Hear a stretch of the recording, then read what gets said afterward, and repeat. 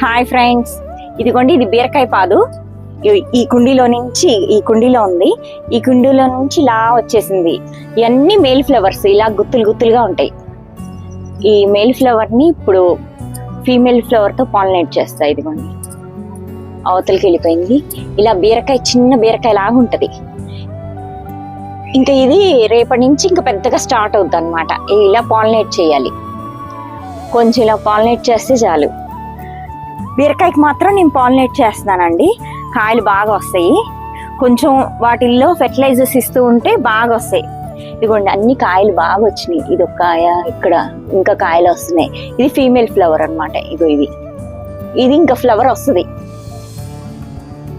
ఇట్లా. ఇదిగోండి ఇక్కడ కూడా ఇది మేల్ ఫ్లవర్స్ ఇలా గుత్తులు గుత్తులుగా వస్తాయి.